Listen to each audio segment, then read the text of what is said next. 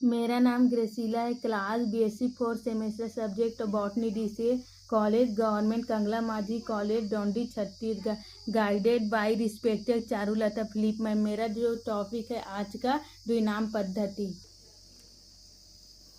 द्विनाम पद्धति का सबसे पहले जिक्र Gaspard de Bauhin Pinax theatri botanici founder Carolus Linnaeus. पादपों के वैज्ञानिक नाम जीनियस ने अपनी पुस्तक स्पेसीज प्लांटनम में प्रस्तुत किए। स्पेसीज प्लांटनम सबसे पहले 1 मई 1753 में प्रकाश, इसलिए इससे पहले दिए गए पौधे का कोई भी वैज्ञानिक नाम मान्य नहीं होगा।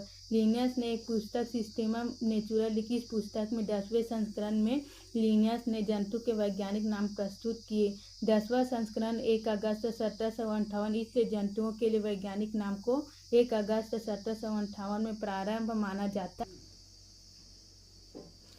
नोमेन के प्रत्येक जीव का एक मानक नाम होता है जिसे वह इस नाम के सारे विश्व में जाने। इस प्रक्रिया को नाम पद्धति कहते हैं। स्पष्ट नाम पद्धति तभी संभव जब जीवों का वर्णन सही हो और हम यह जानते हैं कि नाम किस जीव का है, इसे पहचान कहते हैं। प्राणियों के लिए वैज्ञानिक नाम ICGN international code for zoological nomenclature. प्रत्येक नाम के 2 घटक होते हैं। पहला वंश नाम जाति के संकेत पद होते हैं। जिस प्रणाली में नाम देने के लिए 2 घटकों का उपयोग करते हैं उसे द्विनाम पद्धति कहते हैं।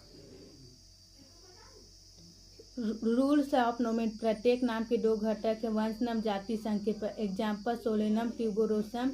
दूसरा ICBN में वंश नाम व जाति संकेत पर समान नहीं होना चाहिए। Example Mangifera, Mangifera. ICGN के अनुसार जंतुओं के लिए वंश नाम और जाति संकेत पद एक समान हो सकते हैं। एग्जाम्पल नाजा। वंश तीसरा, वंश का पहला अक्षर कैपिटल, जाति का पहला अक्षर स्मॉल होना चाहिए।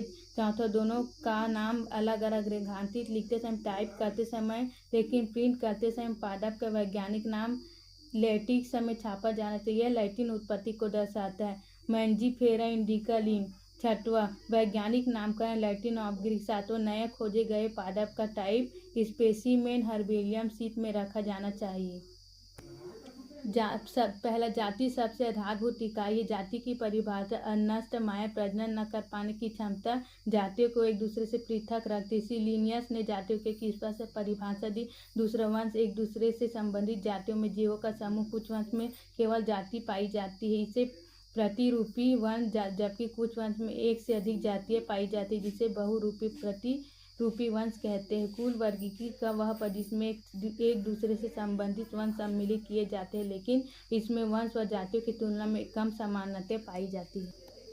जाति। पहला, प्रारूप विज्ञानी जाति संकल्पना। इस संकल्पना का मूल आधार जंतुओं का प्रारूप ही है। इस संकल्पना में निम्न कमियां हैं। एक ही जाति में जंतुओं में प्रारूप का अंतर मिलता है, जैसे अंडा, लार्वा, प्यूरा आदि। भी कुछ जातियों में संभावित जातियां पाई जाती जिसमें प्रारूप शायद कोई अंतर न हो, लेकिन यह प्रजनन नहीं करती। ऐसी जातियों को एक ही जाति मान लेना चाहिए, यह उचित नहीं है।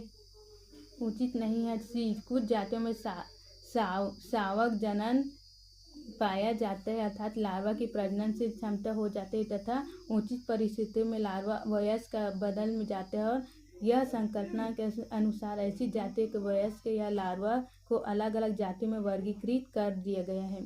दूसरा, अवास्तविक जाति संकल्पना। कुछ विचारकों के अनुसार प्रकृति सिर्फ व्यष्टि उत्पन्न करती है। प्रकृति में जाति जैसा कोई पृथक स्पष्ट समूह नहीं होता है। ठीक है। जैव जाति संकल्पना। इस संकल्पना को आधुनिक संकल्पना भी कहा जाए। इसे वर्तमान स्वरूप देने का श्रेय के जॉर्डन 1905 को जाता है। इस आधुनिक संकल्पना के अनुसार जाति प्राकृतिक रूप से अंत जनन कर सकने वाली समष्टियां हैं जो ऐसे अन्य समूह के साथ प्रजनन नहीं करती। जब 2 जातियों की भी संकरण होते है तो उत्पन्न संतति बद्ध हो जाती है। और जैविक धारणा अनष्ट माया 20वीं सदी का डार्विन। मेयर ने जाति की जैविक धारणा के रूप में परिभाषित किया। मेयर के अनुसार ऐसे सभी सदस्य जीव को आपस में प्रजनन कर सकते तथा प्रजनन करके अपने जैसी ही जननशील संतानें उत्पन्न कर सकते। एक ही जाति के सदस्य होते हैं, लेकिन मेयर की यह परिभाषा पूर्ण थी, क्योंकि यह परिभाषा केवल लैंगिक जनन करने वाले जीवों पर ही लागू होती है, क्योंकि कई जीव ऐसे होते हैं जो केवल अलैंगिक जनन करते हैं। एग्जाम्पल बैक्टीरिया, माइकोप्लाज्मा, बीजीए जाति के निर्धारण में सबसे महत्वपूर्ण लक्षण आपसी प्रजननशीलता है। इस लक्षण का उपयोग टैक्सोनॉमी में नहीं किया जाता है। टैक्सोनॉमी में जाति का निर्धारण अन्य लक्षणों के आधार पर किया जाए, जैसे आकारिकी लक्षण। उच्च पादपों में जाति का निर्धारण मुख्य रूप से पुष्प आकार के आधार पर किया जाता है, क्योंकि कई लक्षणों की तुलना में पुष्पीय लक्षण अधिक संरक्षण होते हैं अर्थात इनमें ज़्यादा परिवर्तनशील नहीं होता है। धन्यवाद।